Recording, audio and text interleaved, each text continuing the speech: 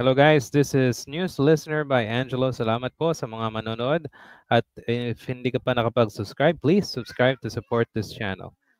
Okay, so pag-usapan naman natin yung just today, this is recorded July 20, 2025, yung kung saan sinabi ni Sara si Marcos at yung Marcos administration at yung ICC nakipagsabwatan para arestuin yung tatay nila na si Rodrigo Duterte. Imagine niyo, nakipagsabwatan yung ICC sa Marcos administration para mahuli si Duterte.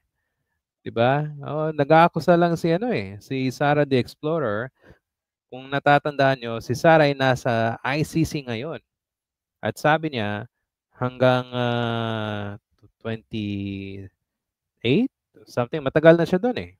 Imagine mo, pumunta siya ng Australia, ICC nung dati, Hong Kong, Japan, tapos Indonesia or Malaysia ata yun. Ang dami niyang pinuntahan eh, for the past 2 months. Diba? Oh, talo niya pa si Dora the Explorer eh. Okay, so bakit niya sinabi to? Well, anyway, yun na yung usual na naratibo nila. Uh, yung gagawin nilang ah, pagpapahiya sa ICC na inaresto ng walang basihan. Imagine ninyo, ah, hihingi ka ng interim release pero sige pa rin yung akusasyon mo sa ICC. 'Di ba? Ano 'yun? Parang ano lang, laro-laro lang para sa kanya. Okay, let's go down dito sa GMA News Online. Okay, sabi dito, she claimed, okay, that Marcos administration had colluded. Okay, when you say colluded, cooperate ang Marcos administration unlawfully. Kumbaga, uh, hindi siya sa basehan sa sa law, 'di ba? Kumbaga unlawful. Ang galing ni Sara. Okay. Tapos dito in her speech during the Free Duterte Now rally, nag-rally na naman siya sa ICC. Um, uh, said the ICC decided to prosecute her father for crimes against humanities. Okay, just to be clear, klaro lang po, hindi po yung Marcos administration yung nag-file ng kaso, yung mga biktima ng drug war ni Duterte. Okay? Okay, so punta tayo dito. Anong sabi nila? 30,000 dead. Nagsimula sila sa 12,000. Umakyat sila sa 15. Umakyat sila sa 30. Lahat ng mga namatay, DDS.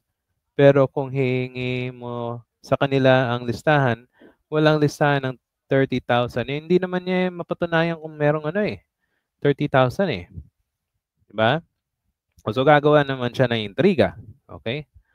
At anong lumabas sa charges nila? 43 counts of murder. Kaduda-duda. Oh, 'di ba? Oh, kasi mas mabuting gawin ni Sara Duterte ay shut up na lang. Kasi pinapalala niya pa yung ginagawa niya 'di ba? Oh, yung tatay mo nasa kulungan na, tapos kung ano nung fake news at wala namang basehan yung sinasabi niya. Okay, so punta tayo dito sa baba. Alam ng ICC na ganyan ang status ng kaso pero pinilit pa rin nilang kunin si dating Pangulong Rodrigo Duterte. Alam naman nila yun eh. Hindi na nila makuha yun eh. Pero ano nangyari? Binigay siya ng administrasyong Marcos. O yun, away-away kayo. So anong nangyari? O may bala si Marcos. O ginamit yung ICC. O kinuha siya this year. Oh, 'yan ang politika. May greed sa kapangyarihan, 'di ba? Ganid sa kapangyarihan. Okay. So, punta tayo dito sa baba. Okay, English na 'yan eh. So, let's go down. Nagpapagamit na ang ICC. Yan, grabe yung statement niya dito. Nagpapagamit ang ICC sa administrasyon ni, alam naman natin si Marcos. At si Marcos na naman, ginagamit niya ang ICC para para malayo, makulong o mawala ang dating Pangulong Rodrigo Duterte. Okay, yun. Ang problema sa kanya ay gagawa na naman siya ng intriga. Okay, hihingi kayo ng interim release. Pero yung korte na hihingian nyo, yun ang tinitira mo. Ginagawa mo ng mali siya. Di ba? So, ano ba dapat nga, hindi na siya magsalita eh. Shut up na lang. Okay? Walang magandang lumalabas sa kanyang bibig. At meron din mga nagsasabi, mas mabuti pang wag nang magsalita si Sara Duterte. Kasi pag emosyon na yung lumalabas, hindi na siya marunong. 'Di ba? Ang dami nagsasabi na kaya ayaw ng mga Marcos at Duterte nung eleksyon makipagdebate, hindi sila marunong makipagdebate. Yun. Klarong-klaro. Kita nyo sa mga interviews, 'di ba? Puro tameme, halos hindi makapagsalita ng diretso. Yun. Okay? So anyway, dito lang muna tayo, guys. And thank you for listening. So yan ang para sa akin, kung ganito pa rin yung ginagawa mo sa ICC, titirahin mo sila ng pabaliktad. Sa tingin mo, bibigyan kayo ng interim release. 'Di ba? So napakalabo at puro kasiraan lang sinasabi niya. So mas mabuti nang shut up na. Tumahimik ka na lang. Okay? Magtrabaho ka. Yung bansa mo binabaha, ikaw nasa ICC ka, nasa Netherlands ka. Pero yung mga kababayan mo, hindi mo matulungan ng personally, binabaha yung mga bahay nila. 'Di ba? O sasabihin na naman ng mga DDS na, ay yung OVP, yung opisina ay gumagawa ng paraan.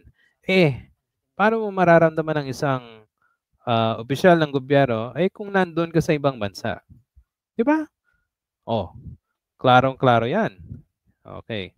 Thank you guys. If you have any suggestions or comments, you can write it down and I'll see you in the next video. Salamat po.